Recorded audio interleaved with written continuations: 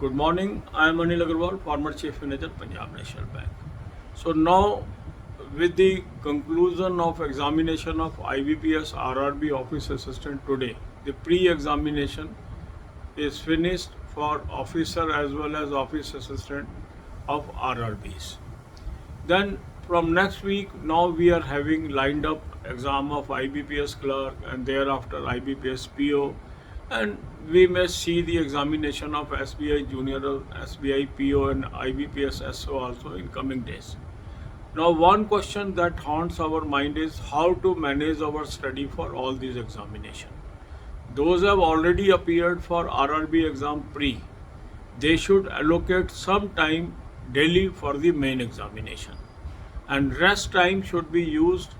That means the balanced time should be used for pre-examination preparation of IBPS clerk and PO. And as any pre-exam comes nearer, you can increase the time allocated for that exam. So this way, by adjusting your time slot for main and pre, you can prepare for both. We are putting videos for both pre and main examination on daily basis. So you have to squeeze the time from that video according to your requirement. So you have to focus on both main as well as pre, because both are important. But if your pre-examination is say 1 week away or 5-6 days away from now, your more emphasis should be on pre and less on mains. And as pre is over, increase your time for mains. This strategy will help you to avoid the confusion how to prepare for both the examinations. God bless you all. अब यही बातें हम हिंदी में करेंगे। IBPS RRB office assistant का भी आज exam ख़त्म हो जाएगा। तो इस तरीके से हमारे 2 एग्ज़ाम्स के प्री ख़त्म हो गए, RRB PO के और RRB ऑफिस असिस्टेंट के।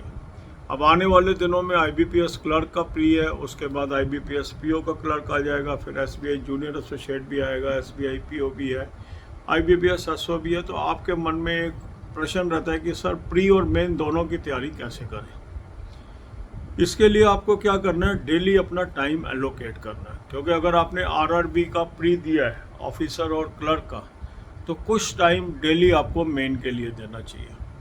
और अब आपका एग्ज़ाम नज़दीक है IBPS क्लर्क का, तो कुछ टाइम डेली IBPS क्लर्क को देना है। जैसे जैसे जो एग्ज़ाम नज़दीक आता जाएगा उसका टाइम एलोकेशन बढ़ा लीजिए डेली। जैसे अब IBPS क्लर्क नज़दीक है तो प्री पे आपको टाइम बढ़ाना पड़ेगा अगर आपका एग्ज़ाम 26 और 27 में है। जिनका एग्ज़ाम बाद में है वो अभी ज़्यादा टाइम मेन RRB को दे सकते हैं।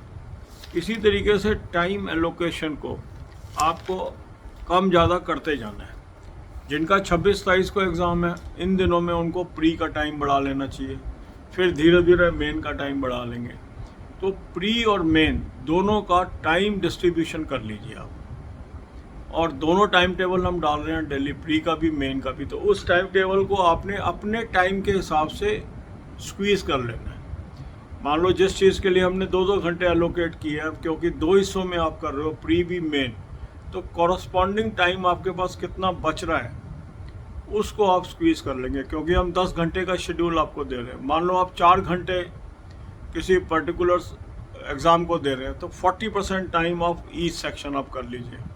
60% दे रहे हैं टाइम, तो 60% कर लीजिए उसका टाइमिंग। तो इस तरीके से आपने टाइम शेड्यूल को स्क्वीज़ कर लेना है अकॉर्डिंग टू योर रिक्वायरमेंट। जो स्टैंडर्ड शेड्यूल हम आपको दे रहे हैं 10 आवर का दे रहे हैं, तो अगर आप एक दिन में प्री और मेन दोनों कर रहे हैं, तो प्री का शेड्यूल जो 10 घंटे का, मान लो आपने 50% टाइम दे रहे हो दिन का, तो उसके टाइमिंग को 50% में डिवाइड कर लीजिए। 50% टाइम आप मेन को दे रहे हो, तो मेन के शेड्यूल को आप 50% टाइमिंग में डिवाइड कर लीजिए। इस तरीके से आपकी दोनों की तैयारी होती जाएगी। जो एग्ज़ाम नज़दीक है उसका टाइम आपने डेली बढ़ा लेना है, और जो एग्ज़ाम दूर है उसका टाइमिंग घटा लेना है। और जैसे ही वो एग्ज़ाम ख़त्म हो जाए फिर दूसरे एग्ज़ाम का टाइमिंग आप बढ़ा लीजिए। इस तरीके से दोनों को बैलेंस करके आप चलिए। God bless you all.